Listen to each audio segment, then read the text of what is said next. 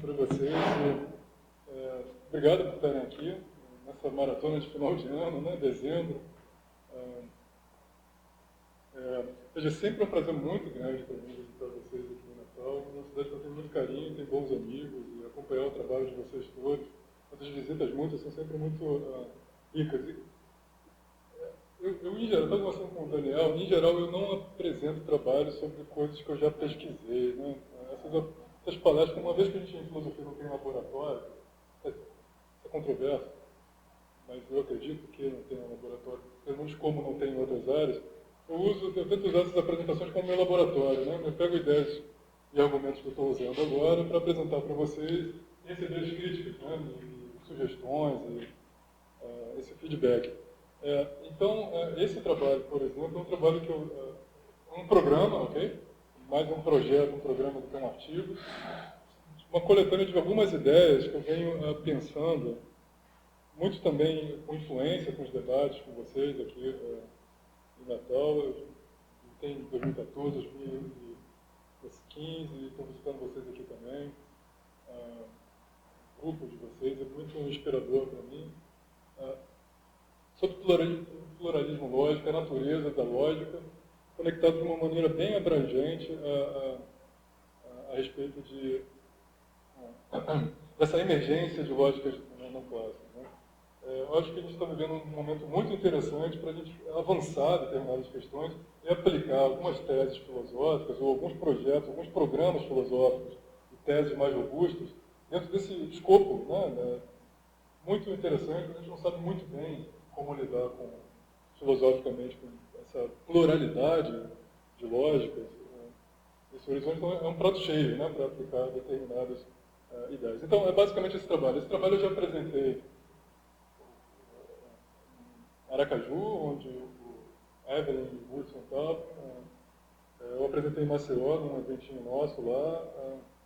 Também tive a oportunidade de apresentar em Campinas, com um workshop junto com a Bíblia, que visitou vocês ontem, e com o professor Walter Carnieri. E eu tive também o prazer de apresentar esse trabalho em Leipzig, no novembro. A ideia é que eu rode mesmo e possa receber críticas de vocês. Muita coisa que também o Hudson já apresentou algumas críticas para mim, eu já fui tentando incorporar coisas. Então, sejam bem-vindos, mesmo que vocês não consigam, sei lá, às vezes eu tenho digestão lenta, né, com ideias filosóficas. Então demora, às vezes, um pouco para algumas ideias. Me escrevam depois, a gente pode conversar. Então, estou dentro desse horizonte. Eu mudo também o título das coisas, porque eu não estou muito satisfeito com algumas formulações que eu faço, e eu vou mudando de acordo com que eu vou mudando o trabalho. De verdade, eu queria tentar escrever um artiguinho a respeito disso e submeter para esse call for papers da Principia, né, que o Abílio está organizando agora. Eu também tenho que ler a nova tarefa de casa, a dissertação da Evelyn também, quer dizer, então são várias promissórias aí que a gente vai assumindo e tem dificuldade de ir pagando, né? Aliás, eu estou devendo muito. Ok. O que eu estou tentando pensar aqui é uma aplicação de uma tese que é desenvolvida contemporaneamente pelo Robert Brandon e pelo Hugh Price, chamada expressivismo lógico. Basicamente é esvaziar o conteúdo epistêmico da lógica, representacional, descritivo de qualquer tipo de estrutura independente, e pensar a lógica como uma espécie de meio pelo qual a gente expressa coisas. Okay? O vocabulário que eu estou trazendo é um vocabulário onde eu vou tirar o peso da representação e usar expressão. Okay? Isso vai ficar mais claro ao longo dessa apresentação. Expressar o que, Marcos? Basicamente, a lógica ela tornaria explícito, ela mostraria determinadas, a partir de suas regras, normas que perfazem as nossas práticas cotidianas. Né? Essa é, de maneira bem geral, o que eu estou tentando fazer. Expressivismo lógico eu estou tentando aplicar dentro desse horizonte do pluralismo lógico e entender o que pode ser feito a partir disso. Tá bom? Então, é um projeto, é um programa filosófico, onde eu tento aplicar o expressivismo lógico dentro desse horizonte do pluralismo lógico.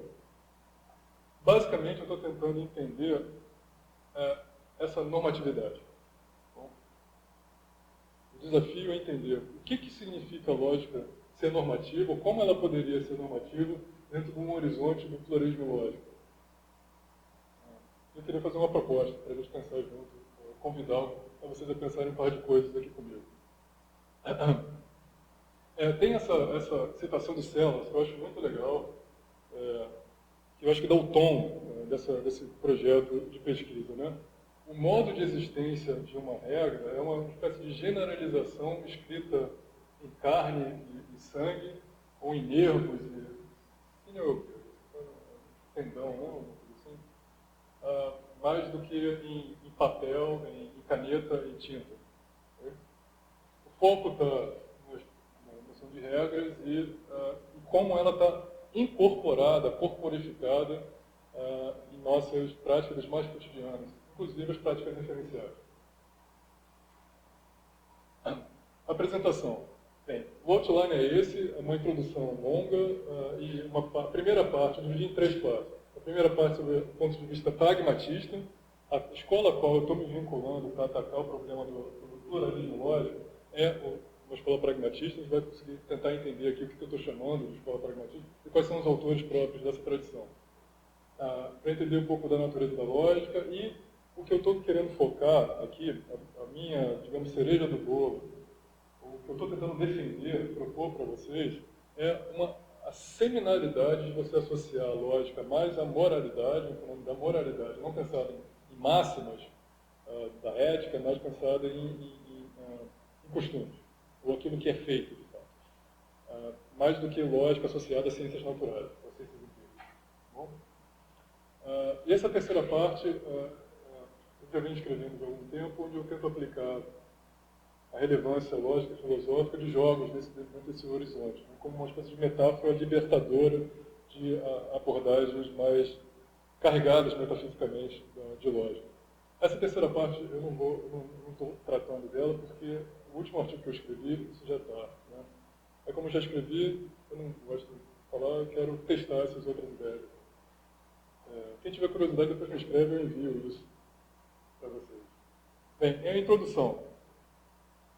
Eu estou chamando aqui de problemas filosóficos a respeito do pluralismo lógico, algumas observações preliminares e uma intuição. Hoje a gente tem essa pluralidade muito grande de sistemas lógicos, diferentes e legítimos, de lógicas não clássicas, com diferentes e interessantes aplicações. Isso é uma espécie de constatação, constatativa. Problema zero, primeiro problema que você pensa, se você tem algum tipo de, digamos, vocação filosófica, veja, essa existência de lógicas alternativas, ela traz a questão de qual lógica é correta, legítima,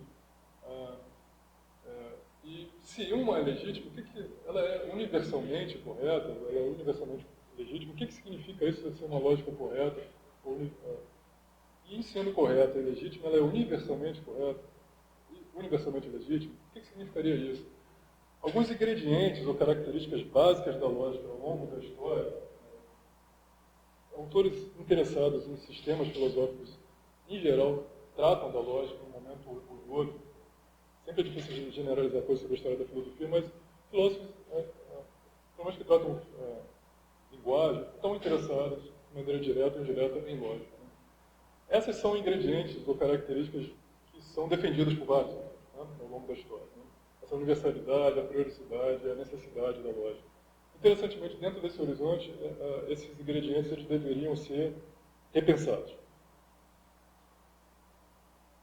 Um outro problema que se coloca é até que ponto isso é uma espécie de procedimento de engenheiro. Ou seja, você introduz um vocabulário, introduz algumas regras de manipulação de alguns símbolos arbitrariamente aceitos ou a partir de algum tipo de convenções e desenvolve, prova, digamos, algumas características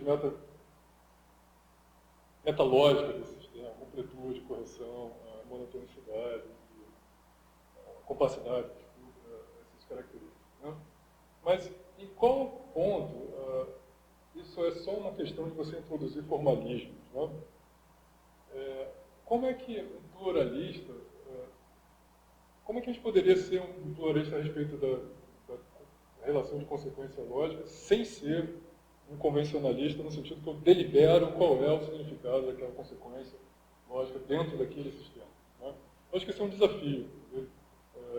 Tentar ter alguma visão integral disso que evite algum aspecto muito, digamos, arbitrário na introdução desse sistema. Não que isso seja legítimo, não que isso não tenha aplicações interessantes, mas para um filósofo eu acho isso satisfatório. Então, se a lógica é uma espécie de introdução de sistemas formais, eu acho que a gente pode cometer um pecado filosófico aqui, que é negligenciar a abrangência dessa atividade dentro do horizonte, dos limites da racionalidade e do entendimento do que é ser racional, do que é raciocinar, o que é inferir, o que são as nossas, o que quer dizer essas práticas diferenciais. O problema 2 é se a gente pode legitimamente raciocinar de maneira não clássica, o que significa isso para a racionalidade? Em outras palavras, é racional raciocinar não classicamente? A minha resposta para isso veja, em alguns casos, me parece ser mais racional raciocinar não classicamente. Acho que o caso mais evidente para mim, nessa tradição aqui brasileira, e está num lugar, muita gente pensando também aqui em Natal a respeito disso, é que no caso, por exemplo, quando você tem contradições, parece ser irracional você trivializar em alguns contextos do raciocínio, que tudo se segue daí. Não parece ser aquilo que a gente faz. Parece que é mais racional você não trivializar, você não explodir a relação de consequência lógica na presença de algumas contradições em alguns contextos. Como é que a gente poderia integrar, essa é uma espécie de pergunta de $1 milhão, como que a gente conseguiria integrar várias motivações heterogêneas, emergentes de lógicas não clássicas, alternativas, dentro de um programa filosófico? Eu gosto dessas visões muito abrangentes, integradoras. Isso aqui é uma apresentação mais filosófica. Por exemplo, para tratar o elemento, digamos, elementos próprios de uma inquestionável vagueza em determinados contextos linguísticos, dos predicados, boa parte dos nossos predicados da língua natural são predicados vagos, onde parece que você tem que retrieve, tirar o nosso terceiro excluído, ou restringir terceiro excluído. Em alguns casos, você tem uma abordagem para consistente também de vagueza, onde você tem matemática construtiva, você restringe também o terceiro excluído, informações ou crenças inconsistentes que entram em conflito. Na própria dinâmica do discurso, no mundo quântico, o que significa você ter, como desenvolve o professor Jesse Krause lá em Santa Catarina, o Jonas Arenhas, como é que ficaria o princípio de identidade para modelar, digamos, esse mundo quântico? Então você tem vários desafios, etc. Tem como a gente integrar tudo isso? Essa é uma pergunta que eu me faço nessas interações nos últimos anos. Terceiro problema. Eu estou aqui delegando esses problemas, convidando vocês para pensarem um pouco comigo esses desafios. Bem, eu acho que ser normativo a respeito de raciocínios corretos, o que é raciocinar, o que não é raciocinar, o que é raciocinar corretamente, o que não é raciocinar corretamente, é fácil quando você é um monista lógico. Tem divergências quando você só tem uma lógica, legítima, correta, quando você só aceita uma lógica, significa não raciocínio. É como se você não tivesse, você está falhando em raciocinar, está falhando em inferir. Como você desvia, diverge da lógica, dessa única lógica. Não importa qual monista você seja, se é um construtivista, se você acredita que a lógica única deveria ser para-consistente. Né? A pergunta é como que a gente deveria abordar o fenômeno da normatividade, da lógica, que me parece ser um fenômeno central dentro de um contexto do pluralismo lógico. Então a gente tem esses 4 problemas. Né? Vários problemas, muito legal. Qual é a minha intuição aqui? Eu acho que não é acidental que alguma noção de raciocínio correto é encontrado em qualquer sistema lógico. Né? O que eu estou querendo defender é que a noção de normatividade ela não é uma característica marginal, mas ela é central. Ou seja, normas para avaliar a correção de nossos raciocínios. Não como verdadeiro ou falso, mas como bons, maus, ou legítimos e ilegítimos, corretos ou não corretos. Eu acredito que esses termos carregados logicamente, como conectivos, lógicos, contradições, tautologias, princípios lógicos, eles não são normativos, depois que você tem esses termos, mas eles são só normativos. São noções só normativas. O que eu quero enfatizar aqui, se usa, a tradição a qual eu estou inserido é uma tradição, digamos, do segundo Wittgenstein, que trata de formas de agência, ou formas de prática, que é a palavra handling, né? Então, para defender isso, eu gostaria de explorar nesse projeto, nesse programa com vocês, acho que algumas características do pragmatismo que para mim são atraentes. Por exemplo, a primeira, dessa minha abordagem ao pragmatismo, né? Vinculada a noções de formas de prática. Que a necessidade lógica ela poderia ser pensada de uma maneira muito seminal, onde eu conseguiria atrelar razão prática e razão teórica como uma espécie de coerção moral. E 2.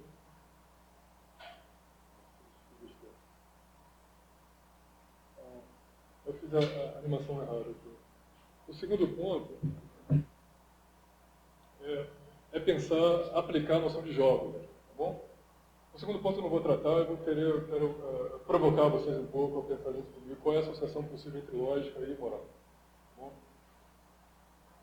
Então, como é que esse framework pragmatista que eu estou tratando aqui poderia nos ajudar um pouco, né, para ter um programa mais geral, mais robusto, para entender essa emergência de lógica de vontade, de maneira que eu integre essas motivações muito heterogêneas. Você pensa, digamos, na introdução para a consistência de área teísta, pelo Christ, você pensa na introdução do intuicionismo pelo, digamos assim, mentalismo muito forte do Grauer. Como que eu poderia integrar essas coisas? Né? Eu queria ser antirrealista. O que significa ser antirrealista? Que sistemas lógicos eles não representam nada, seja uma realidade independente dos nossos raciocínios, ou independente da nossa mente, e nem ela representa alguma estrutura, qualquer tipo de estrutura abstrata, a priori inata da nossa mente. Eu gostaria de ser pluralista, não me engajar, acho que numa atitude quixotesca, de ficar procurando qual é a lógica correta, qual é a lógica legítima. E eu gostaria de ser relativista. A noção de consequência lógica, ela é relativa ao sistema ao qual você está tratando. Como é que eu conseguiria integrar tudo isso? A resposta que eu tenho para isso, antirrealista, pluralista e relativista, vamos ser pragmatistas. Okay? Pragmatismo é uma tradição filosófica muito heterogênea. Né? Eu vou aproveitar, não o pragmatismo associado diretamente aos americanos, como Peirce, Dewey e James, mas trazendo um pouco a discussão para cá, eu gostaria de pensar um pouco o segundo Wittgenstein e dessa tradição ao qual o Robert Brandon está inserido, essa escola de Pittsburgh.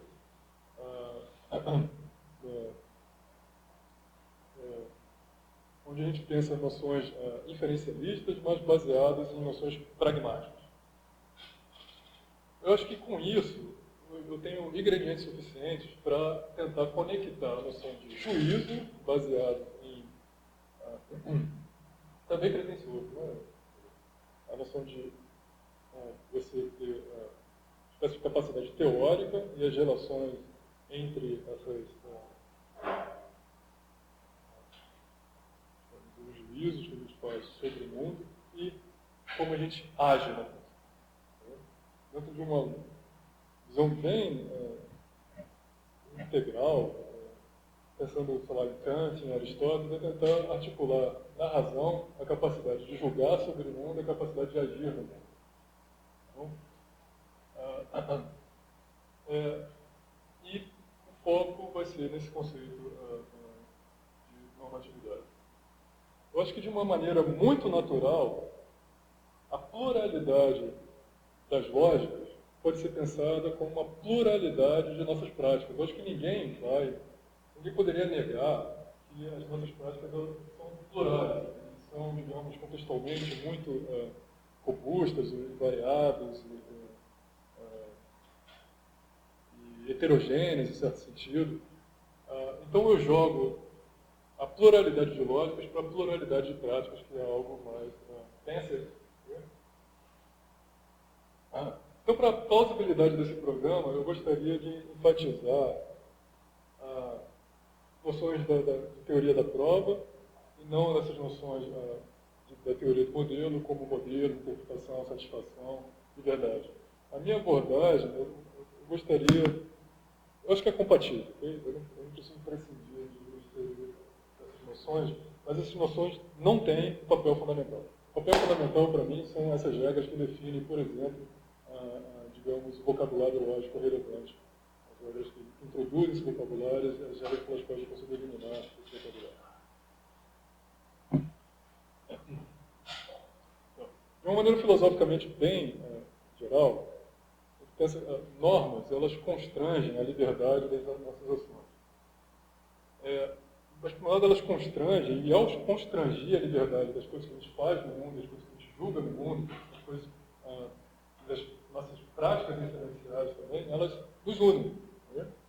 A norma ela carrega em si um elemento de publicidade já inserido nela, sem ter que vincular essa publicidade dentro de um elemento objetivo vinculado ou fundado em objetos independentes do mundo e nem em categorias, digamos, da minha mente. Eu acho que isso também é interessante. Então, é óbvio que a gente pode... Indivíduos em comunidades diferentes podem raciocinar de maneira diferente. Indivíduos dentro de uma comunidade eles podem raciocinar de maneira diferente, de acordo com pressões do meio dele. Né?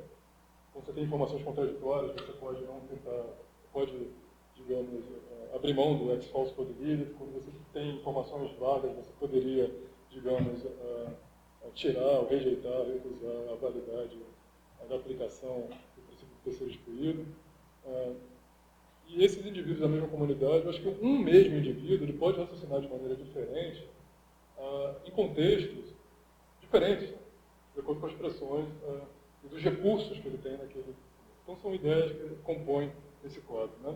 A minha abordagem antirrealista, que eu introduzo com mais ênfase esse discurso do expressivismo lógico, como aplicar o expressivismo lógico dentro da discussão sobre pluralismo lógico, leis lógicas, elas não deveriam ser relacionadas diretamente com algum tipo de estado de coisas, seja ele, digamos, fatos gerais, de natureza platonista, ou algum tipo de fato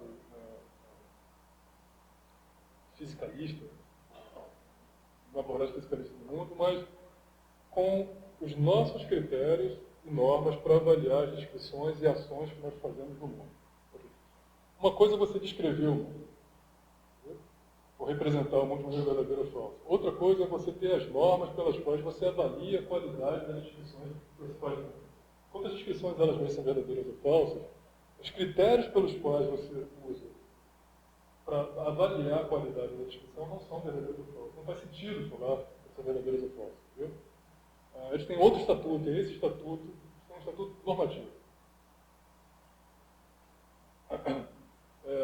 Leis lógicas, em verdade, elas não descrevem, mas elas mostram. Esse é um vocabulário do tratado, já que eu estou explicitamente usando aqui, expressando, ou um vocabulário do Brandon, tornando explícito determinadas formas de representação nossas do mundo.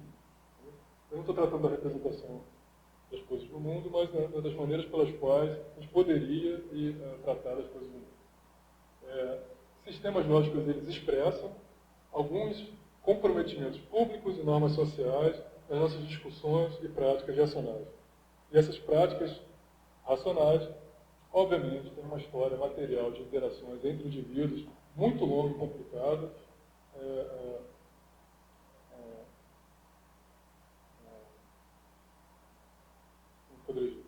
Obviamente, ela está assentada numa longa história de interações materiais entre indivíduos.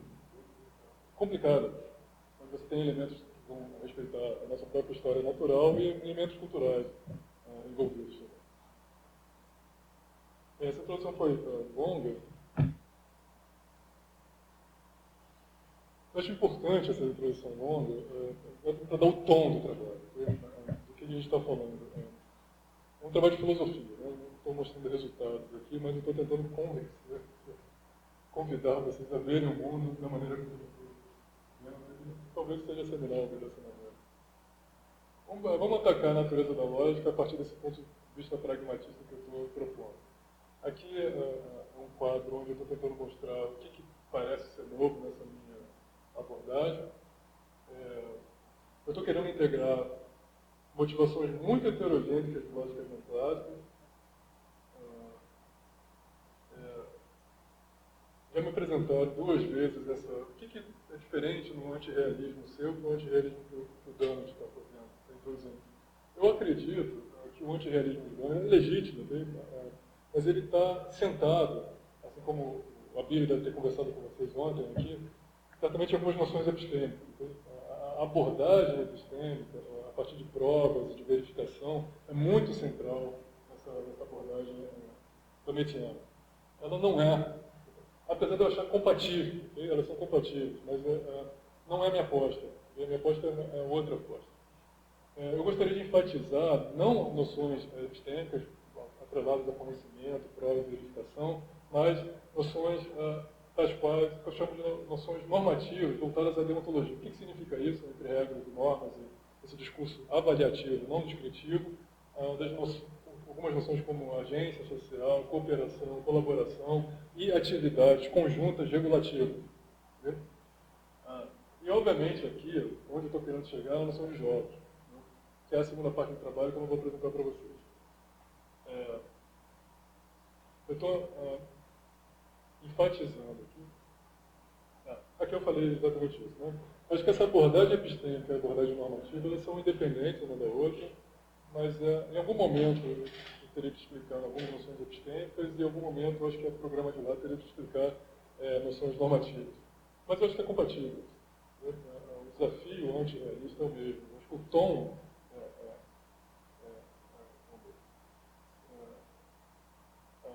eu acho que a literatura recente sobre o pluralismo lógico ela negligencia vários aspectos relevantes, os quais eu estou tentando trazer na primeira abordagem, com prioridade, o protagonismo como noção de handling, que é a noção de agência, a noção de práticas e a noção de normatividade. Eu acho que a exceção contemporânea excepcional é do Hartfield,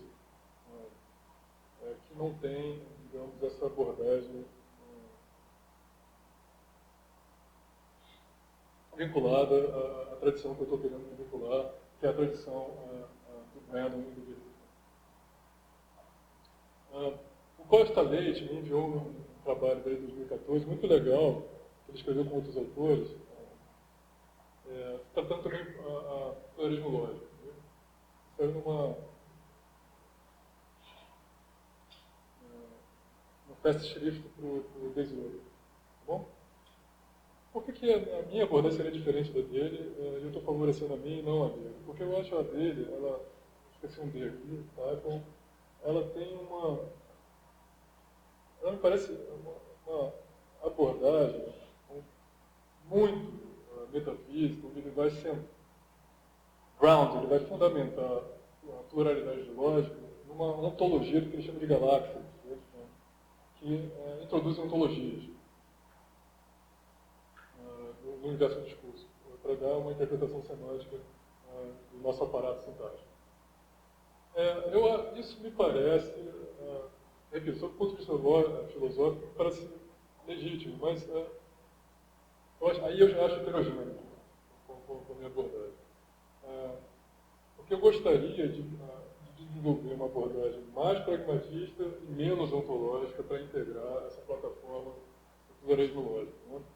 O próprio Brandon, no texto clássico dele, é um dos clássicos já de filosofia contemporânea, que é o Making It Explicit, de 94, e no Articulando Razões, de 2000, ele pensa vocabulário lógico, basicamente conectivos lógicos, como vocabulário normativo. Né?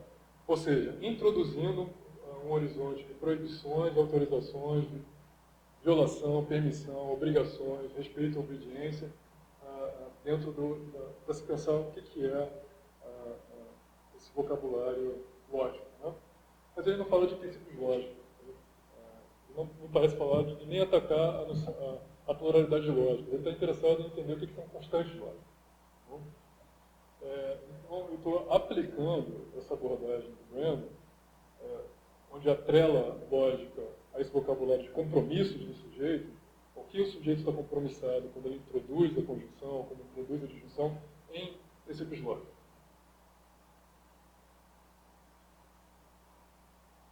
Então, voltar para o nosso problema. Okay? Como é que a gente poderia aplicar essa tradição pragmatista, o peregrino lógico também vivo, contemporâneo, que está pensando também, desenvolvendo esse inferencialismo pragmatista, não voltado para noções epistêmicas, mas voltado para noções de normativas. É muito interessante na literatura, como a literatura também de princípios lógicos, e usa com frequência esse vocabulário normativo. Então, comece a prestar atenção nisso também. Né? Em um sistema com que você está comprometido, o que o sistema te autoriza, aquele sistema ele desobedece a um determinado princípio lógico, quais são as suas obrigações ao aceitar as regras daquele sistema.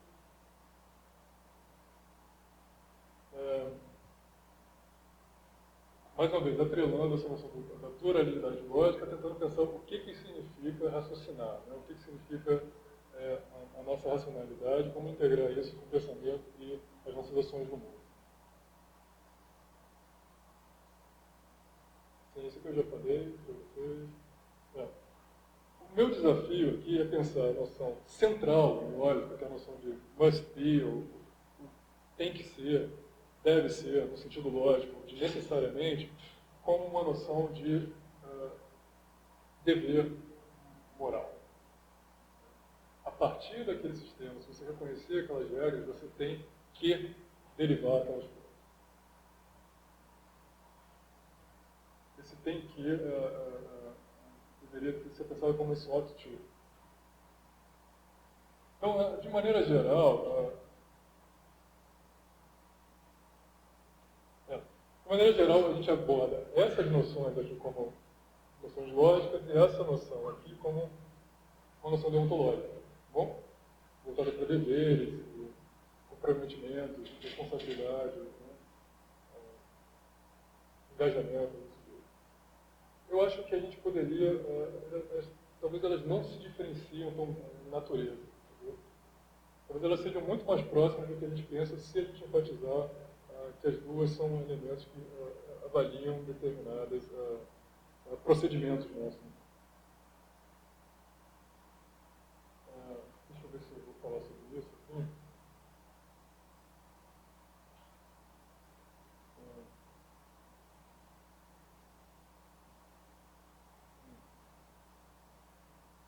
Sim.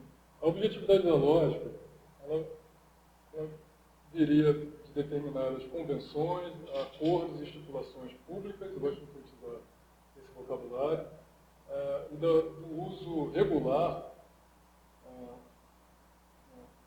do seu uso regular através de uma história muito complicada de interações sociais, e a normatividade é conectada às nossas práticas. As práticas, elas mesmas, elas já são articuladas inferencialmente, e elas já têm teor normativo se você for indivíduo dentro de uma comunidade. Você vai ser corrigido a partir de determinadas proibições e determinadas autorizações e permissões nessa comunidade de falantes nacionais. E a objetividade ela não estaria, digamos, o peso dela não estaria nessa estrutura, em alguma estrutura abstrata e eterna, e nem em determinadas estruturas mentais transcendentais. Okay? Esse slogan aqui é um slogan de um outro autor dessa escola de Pittsburgh, que escreve muito sobre filosofia da mente e a inteligência artificial dentro de uma abordagem heideggeriana, que é o Hogwarts, John Hogwarts, junto com o Dreyfus.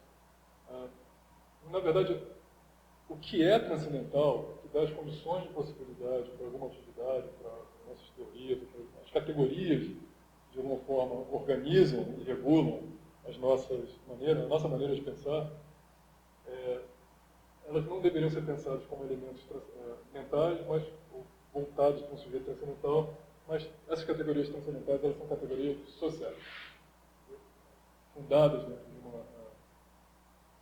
mais ou menos, uma história complicada de interações entre indivíduos numa comunidade. Então a gente não postula, e eu acho muito importante essa abordagem antirrealista. A gente não está postulando a existência de fato. O que a gente está postulando, ou tratando diretamente, são dos critérios pelos quais a gente mesura, mede e avalia os fatos. Toda essa discussão sobre realidade, sobre verdade e falsidade, me parece ser uma discussão também importante em filosofia, mas ela é uma discussão que começa a ficar marginal dentro de um horizonte quando você começa a pensar no que é um critério, qual é a natureza de um critério. Que é um elemento abstrato, em certo sentido social, mas que não designa nada na realidade. Mas você usa para avaliar as nossas discussões sobre coisas na realidade.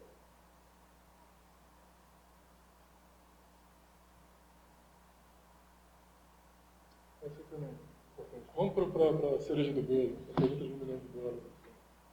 Marcos, que história é essa que você associa a moralidade com lógica?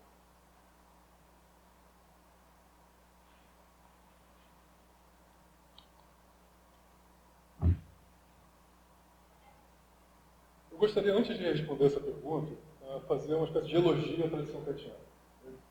A gente não precisa endossar tudo que o Kant fala. Aliás, eu já fiz uma crítica aqui direta a essa concepção transcendentalista do Kant voltada não para, digamos, noções sociais, históricas, mas para noções, digamos, em categorias de um sujeito transcendental. Mas tem aspectos muito interessantes. Eu apresento isso com um quadro de dicotomias aqui. O que eu estou tentando entender é racionalidade, né? É muito geral. Tomando pela pluralidade lógica como desafio para a nossa visão clássica de racionalidade. Eu acredito que a nossa visão clássica de racionalidade ela é muito debitada de uma tradição cartesiana, né?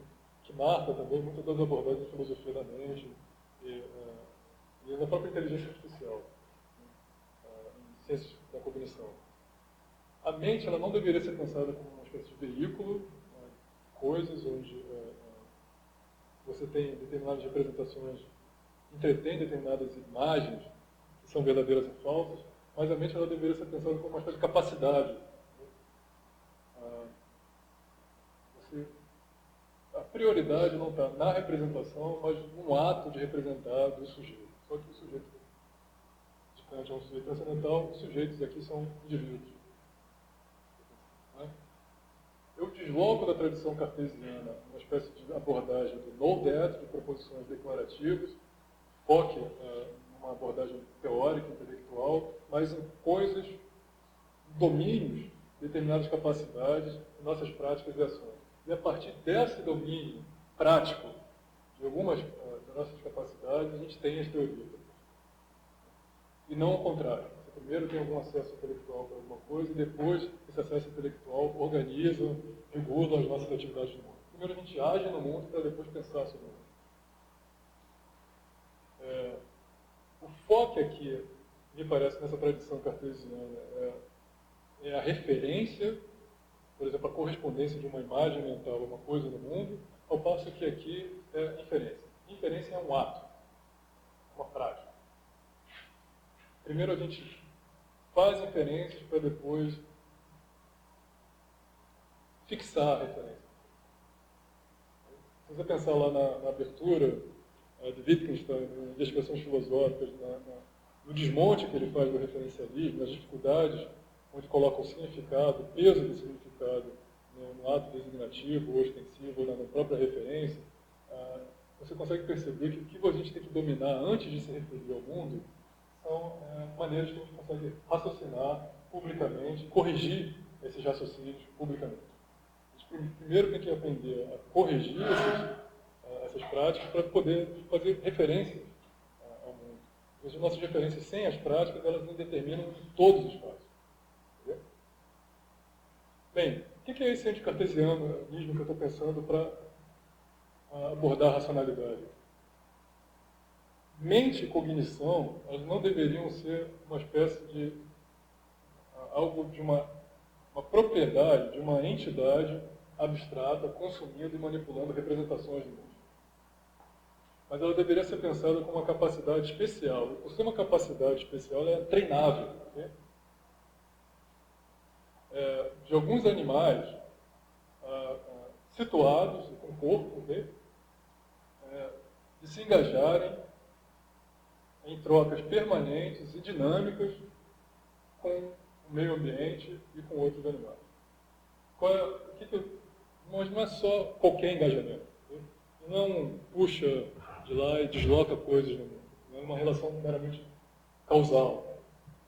Seria, digamos, fisicalista essa abordagem. O que eu estou querendo enfatizar aqui é que animais que praticam lógica, têm linguagem e se engajam deontologicamente. Ou seja, entendendo, para você ser racional não é que você representa de maneira verdadeira o mundo ou de maneira falsa, mas ser racional é entender regras, é poder se engajar em práticas públicas. É isso que se exige, se demanda de um agente para que ele seja tomado como racional. Sim, o que é especial na gente, por exemplo, não é coisa que a gente tem dentro da nossa mente, da nossa coisas, mas da nossa mente, das nossas representações e imagens, mas o que é especial para a gente é a maneira especial com que a gente age no mundo. É uma maneira se dando responsabilidades e compromissos, reconhecendo regras, dando critérios para avaliar as coisas que são feitas. Inferências são coisas que são feitas. O Brandon, em algum momento, no Making It Explicit, ele fala que inferir algo tem uma acepção tão prática quanto bater um martelo no prego. Então a pergunta não é qual é a lógica verdadeira, porque eu estou tirando o peso da noção de verdade dessa abordagem. Okay? Mas a pergunta seria qual é a melhor prática inferencial em um contexto particular? Eu desloquei a pergunta de uma tradição, o tipo de uma pergunta de lógica que essa tradição cartesiana faria, e o tipo de pergunta que essa tradição pragmatista faz. Né? A la Brandon, a la Wittgenstein.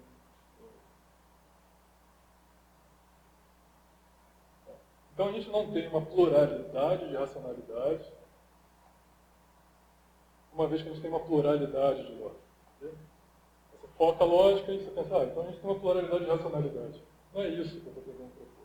Nessa abordagem pragmatista, em verdade, ser racional é poder coordenar, e uma palavra pragmatista importante aqui, dominar, okay? Várias maneiras heterogêneas de raciocinar.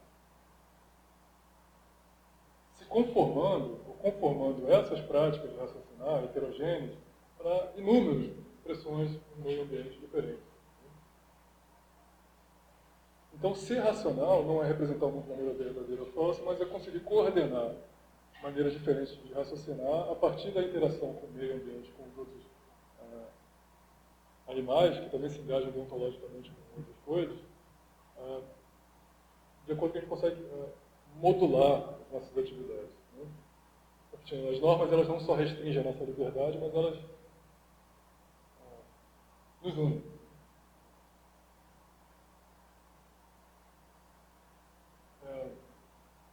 Deixa eu ver quanto tempo mais eu poderia... Não sei se eu vou... Tem. Então, 3 pontos principais aqui desse meu programa de abordagem do pluralismo lógico. Como eu já disse para vocês, eu estou enfatizando esse vocabulário próprio da tradição Proof Theoretical, noções de procedimentos, que a gente tratou lá na tese do Everton, métodos de construção, métodos como atividades regradas, que podem ser corrigidas. Essas atividades elas não são verdadeiras ou falsas, não faz sentido você falar que uma atividade é verdadeira ou falsa, mas faz sentido falar em correções de atividades a partir de determinados critérios, que também não representam nada disso. Eles são usados para avaliar a qualidade das representações. Vamos pensar de maneira em geral. Se alguém começa a dançar aqui no meio, não faz sentido você falar se a dança é verdadeira ou falsa. Entendeu? Mas a dança ela pode ser corrigida ou não. Essa digamos, a intuição.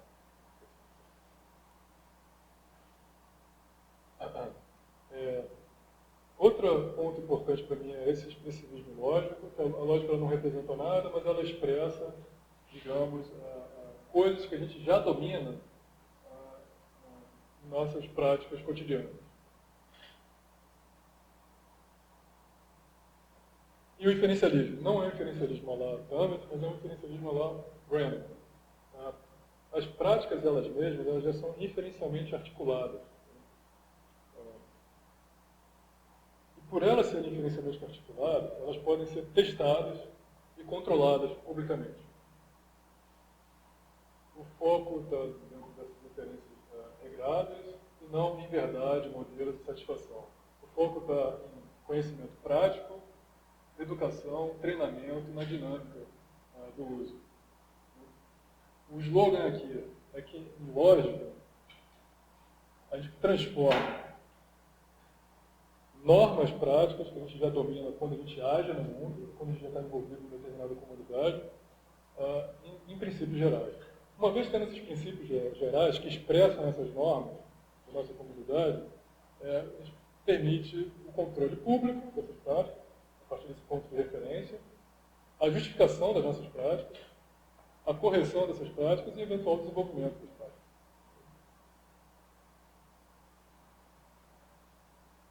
Isso aqui eu vou pular. Acho que uma metáfora muito bonita, dentro desse horizonte de expressivismo, aqui eu estou pensando alto, né? É que o modelo de racionalidade próprio do iluminismo, próprio dessa tradição moderna, um modelo de racionalidade onde você passivamente, você tem algum tipo de entidade abstrata, maximamente intelectual, tá, talvez até não corporificada, em alguns autores, que representa coisas. Tá bom? É como se essa razão fosse um espelho da realidade, que retrata, até imageticamente. Você pensa com o conceito de imagem nessa tradição cartesiana, como ele é central. Ao passo que essa tradição do expressivismo lógico é uma tradição de reação a esse espelhamento. É uma tradição, digamos, que poderia chamar de reação ao iluminismo, uma tradição romântica, onde, em certo sentido, a razão ela não é um espelho, mas ela é uma lâmpada. Ela é uma lâmpada que ilumina ou esclarece aquilo que a gente já domina, mas que a gente não tem explícito. Para toda e qualquer pessoa que aprende a inferir, aprende no processo longo de interação, por exemplo, uma criança com adultos, aprende a dominar a linguagem, quando a gente estuda lógica, a gente tem isso. Né? Quando a gente está sendo introduzido formalmente, sei lá, lógica 0, lógica 1, o que parece ser é que a gente está aprendendo, está iluminando determinadas coisas que a gente já conhece. Em alguns momentos a gente já pensa, esse argumento não é bom, tem uma coisa errada nessa. O que você aprende em lógica são princípios gerais, regras gerais, que tornam explícitas determinadas coisas que a gente já domina quando a gente corrige intuitivamente pessoas, ou a gente não escolhe, quando a gente pensa no mundo, né, a partir de expressões. Essa é a visão. Razão não como um espelho, razão como uma lâmpada, que ilumina coisas que a gente já domina.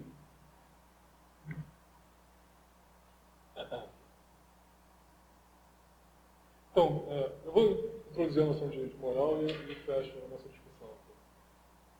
Marcos, e a moral e lógica? Você falou muito e não chegou nessa questão de moralidade. Então, o que eu quero defender aqui é que a obrigação racional, em verdade, o comprometimento, por exemplo, eu posso pensar na noção de validade lógica, sei lá, desde de Aristóteles, a gente pensa que, no caso das premissas serem verdadeiras, a conclusão ela tem que ser necessariamente verdadeira, se as premissas forem verdadeiras, a conclusão ela tem que ser, não pode ser falsa. Isso pode ser apresentado de várias maneiras diferentes. A noção que está aqui em jogo é a noção de uma espécie de preservação de verdade.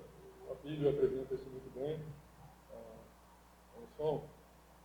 E ele apresenta, nos últimos trabalhos dele, duas variações disso. Uma variação que ele chama de intuicionista ou construtiva, onde o que está sendo preservado, nossos argumentos válidos, não é a verdade, mas sim a disponibilidade de uma prova construtiva. O que tem que ser preservado são essas provas, o conteúdo informativo dessas provas. Uma outra abordagem, aquele trabalho que deve ter apresentado aqui para vocês ontem, é uma abordagem que o que tem que ser preservado em argumentos válidos é a noção de evidência, ou boas razões ou boas justificativas. De maneira geral, ele pode ter evidências contrárias e, tendo evidências contrárias, você não trivializa tudo. Então, essa é a abordagem paraconsistente dele. O que está sendo preservado é a preservação dessa evidência. O que está sendo proposto aqui é não a preservação da verdade, não a preservação de uma prova, e também não a preservação de evidência. Porque eu estou evitando esse vocabulário também abstêmio. O que eu estou querendo, o que um argumento válido deveria preservar são os nossos comprometimentos. Quando eu assiro alguma coisa, ao asserir alguma coisa, eu não estou só descrevendo coisas verdadeiras ou falsas. Eu estou me comprometendo com a verdade daquilo que eu estou afirmando, do que eu estou enunciando. E ao me comprometer com a verdade daquilo que eu estou enunciando, eu também me comprometo com as consequências daquilo que eu estou enunciando. Se eu afirmar que a garrafa é azul, eu me comprometo com a verdade disso, de maneira que eu possa ser depois. Eu tenho autoridade sobre aquilo que eu estou falando, e pessoas que acreditam em mim podem usar aquilo como uma premissa em argumentos que elas vão usar depois.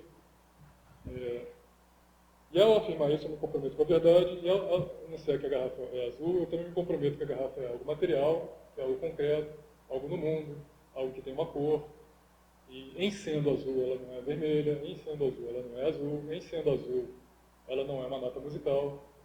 Então, quando eu aprendo alguma coisa, aprender uma palavra não é entender a referência dela, mas dentro dessa escola referencialista, aprender uma palavra é dominar o uso dela. Dominar o uso dela é dominar as consequências que surgem a partir do uso dela e um quadro de incompatibilidades. Tanto o quadro de comprometimento, tanto o quadro de incompatibilidades, quanto o quadro de consequências, nos introduzem num ambiente normativo. Se eu digo, a garrafa é azul, eu estou comprometido com a verdade desse enunciado e com as consequências desse enunciado. O que tem que ser preservado em argumentos válidos deveria ser comprometimentos, que são corrigidos por nossas práticas. Eu tento expressar isso nos nossos sistemas lógicos formais.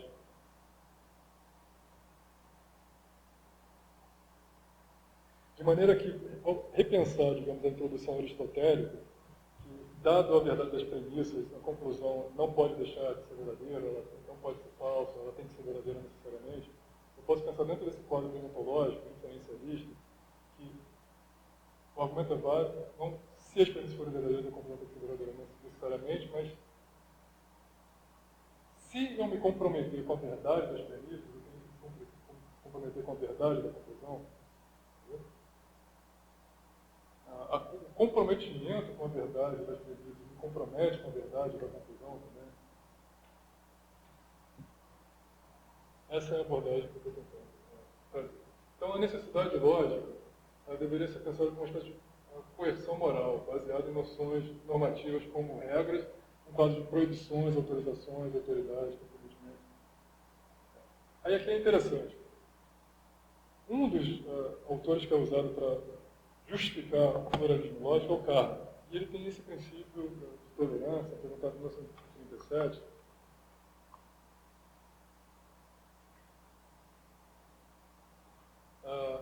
que é usado por vários autores que querem defender pluralidade lógica, né? Onde ele fala lá que não existe moral na lógica.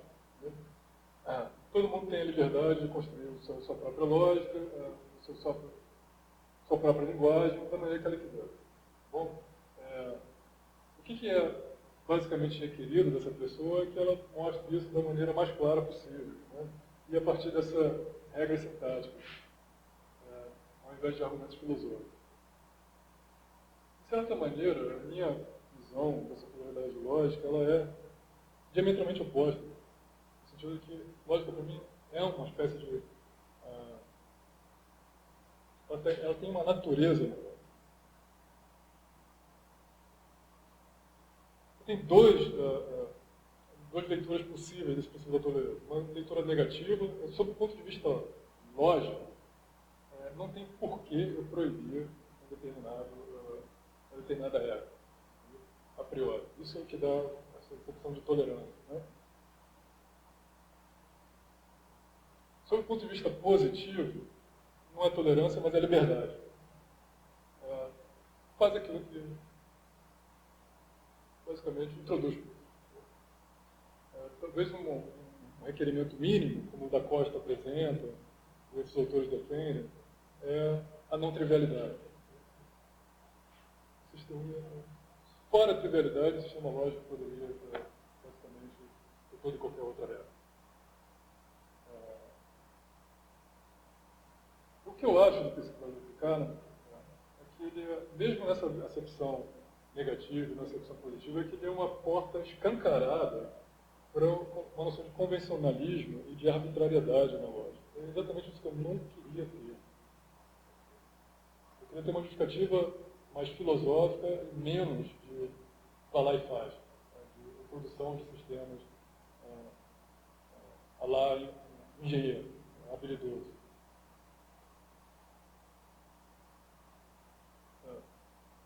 Convenções, elas mesmas, elas não coagem ninguém a fazer nada.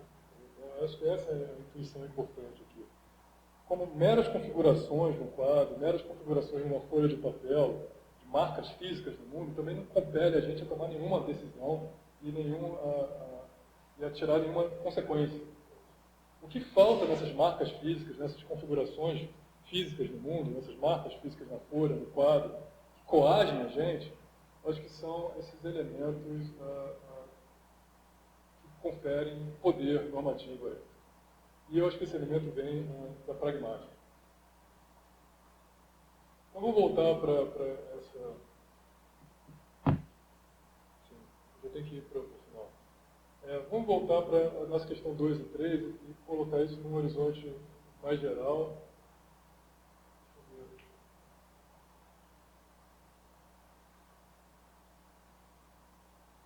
Nossa questão 2 e 3 é juntar lógica, racionalidade e normatividade. Né? Acho que eu vou pular isso.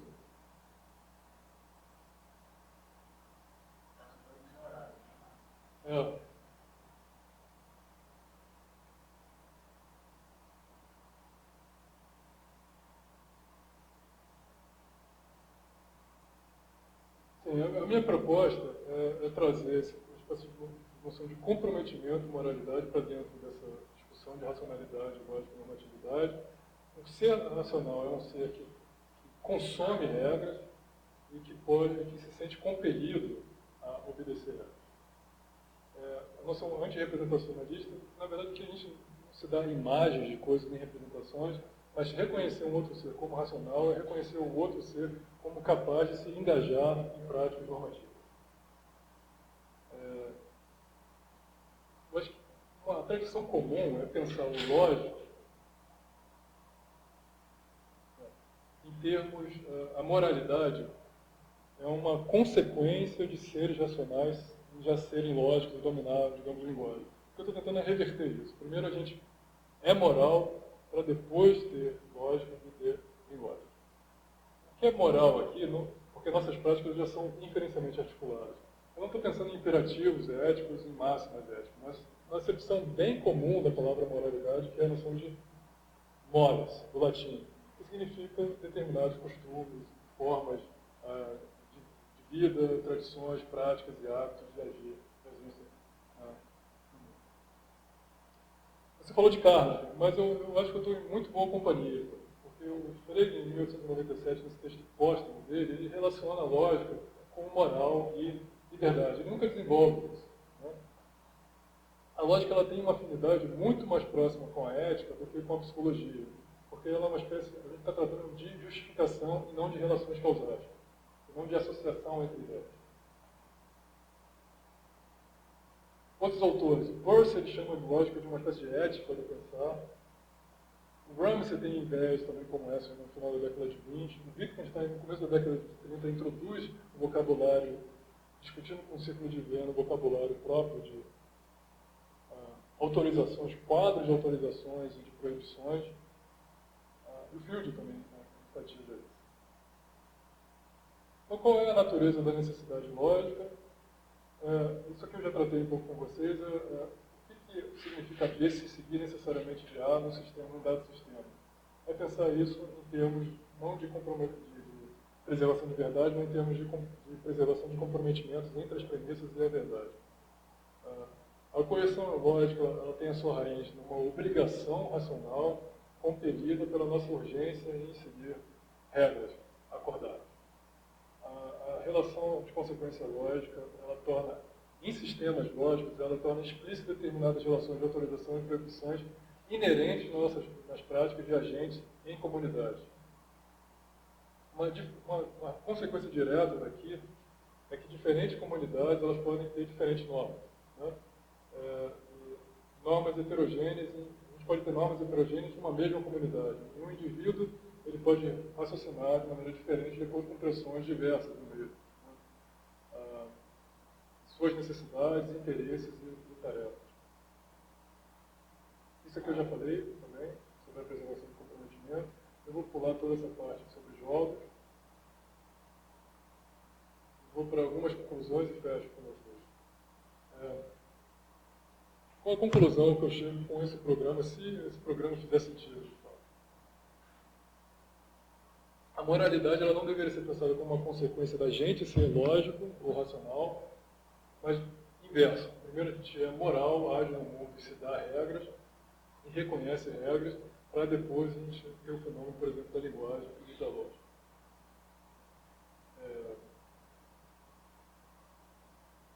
De maneira muito interessante, isso eu gosto. Ser pluralista lógico, nessa acepção, é ser pluralista moral.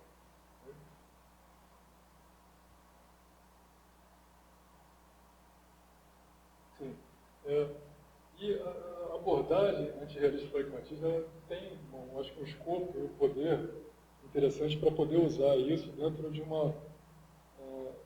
não só para entender a emergência de lógicas não clássicas, mas entender também a própria natureza da lógica e da linguagem, vinculada às nossas práticas e às nossas formas de vida. De maneira geral, acho que eu já tratei disso. Aqui eu tenho alguns problemas que eu já vi nessa proposição, nessa proposta que eu estou fazendo, nesse programa, que vocês, alguns já me trataram e eu não sei muito bem como resolver isso. Então, algumas noções de incomensurabilidade, não uma noção de conflito dentro de uma prática regrada, mas entre práticas diferentes. Né? E como a gente consegue, de alguma forma, revisar essas práticas.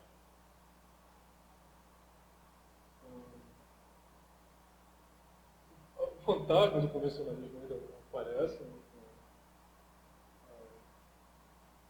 e uma tensão entre deixar as coisas como elas são e a possibilidade de você criticar racionalmente também as próprias normas e os padrões de racionalidade que uma determinada comunidade acho que eles são o que vai, de alguma forma, demandar uma espécie de equilíbrio dinâmico entre teoria e prática.